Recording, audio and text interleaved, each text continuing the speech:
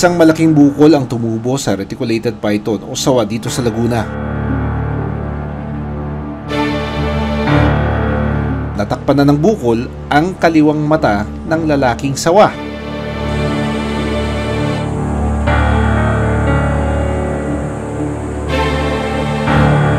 Ang sawang ito, na-rescue pala ng mga residente malapit sa isang bahay sa Laguna.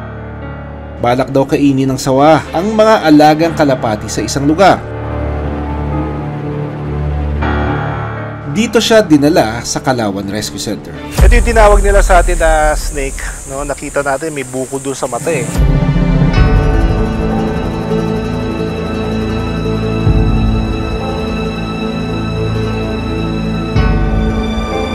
Sa tagal na natin nag-rescue ng mga pythons, first time ko nakakita ng tumor sa isang wild na python. No? Practically young, still young. No? Half of its head is filled with a mass. No? Looks like a tumor coming out of the eyeball.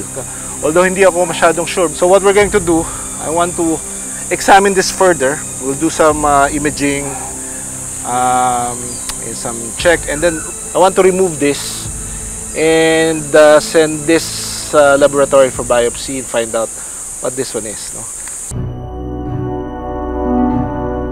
Pero kahit may mabigat na iniinda,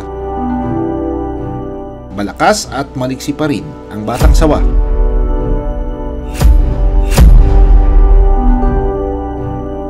Kung matanggal natin ito at magamot, malaki ang chance ito na mabuhay pa, maayos, at maibalik din sa wild. No?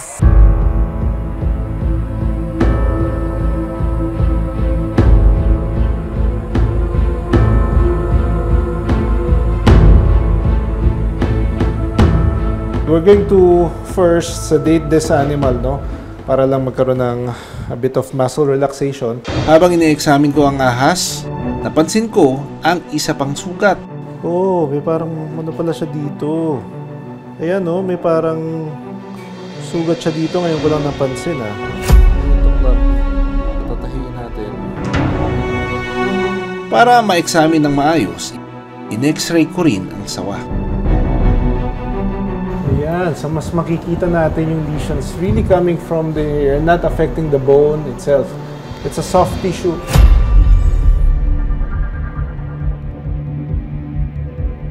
Hindi biro ang pag-opera sa mga reptile tulad ng ahas. Matagal kasi ang recovery phase nila. Kaya doble ingat kami sa lahat ng procedure. Sa loob ng halos 30 minuto, natanggal na namin ang bukol. Pero isa pang good news ang tumambat sa amin. The eyeball is intact. In fact, I'm not sure if this can see, but it's intact, so I'm not gonna remove it. Hindi ko natanggalin yung mata. We are just gonna fix kung ano yung pwede nating i-oppose dito.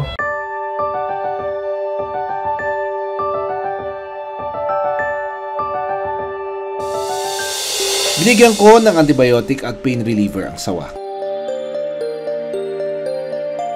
At para ma-hydrate, nagbigay kami ng fluid sa kanya.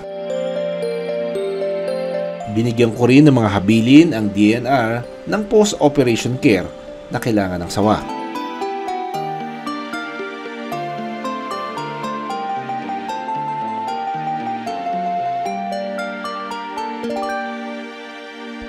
Maraming salamat sa panonood ng Born to be Wild. Para sa iba pang kwento tungkol sa ating kalikasan, mag-subscribe na sa GMA Public Affairs YouTube channel.